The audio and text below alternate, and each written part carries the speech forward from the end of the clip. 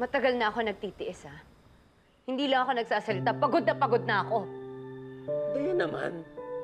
Pengi naman ako kahit kunting pag-unawa. Kulang pa ba? Mula noon, sinuportahan kita sa lahat ng gusto mo. I gave up my career just to be with you, to take care of you and our family. Pero ikaw, walang ibang mahalaga sa'yo kundi yung trabaho mo. Dayan, I'm in the middle of a breakthrough. Eh ganito I promise you in the end, I promise you, magbubunga lahat itong sakripisyo natin. Para kanino? Para sa'yo? Ha? Nangangarap kang mag-isa?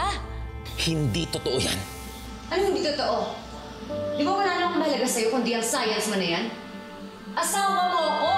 Pamilya mo kami! Pero bakit ganun? Parang nanlilimos kami sa panahon na pwede mong ibigay sa amin. Dayan, please. Ha? Ha? Pasensya na. Hanggang kailan ba ako magtitiis? Dayan? Okay, ganito. Malapit na akong matapos sa experiment ko. And I promise you, balang araw, babawi din ako sa inyo ni Bianca.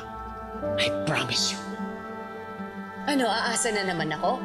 Aasa ako tapos masasaktan ako? Pagod na mabuhay sa mga pangako mo.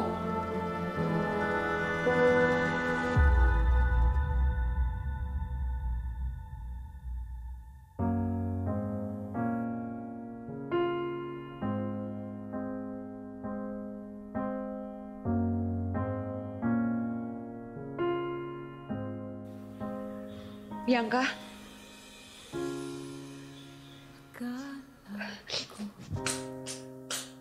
Dayan.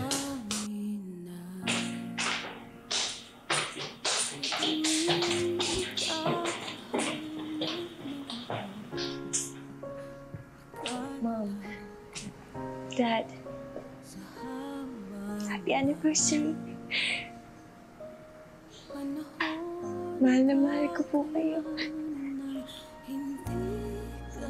Pero nasasaktan po kung makita kayong ganito. Pasensya ka na. I'm sorry, anak.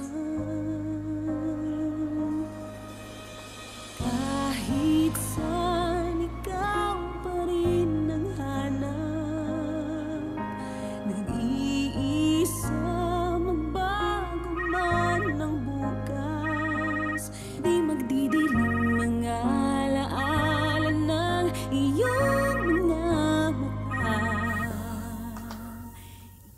Hello?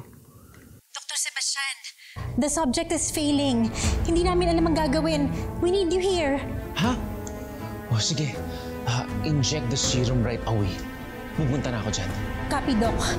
Dr. Lucas, please administer 5cc. Dad? I'm sorry, anak, but I gotta go, okay? Dad, please stay. Kahit ngayon lang po. Anak, pasensya na, pero emergency lang talaga. Mabilis lang naman talaga to. Babalik ako kaagad, okay? I'm sorry.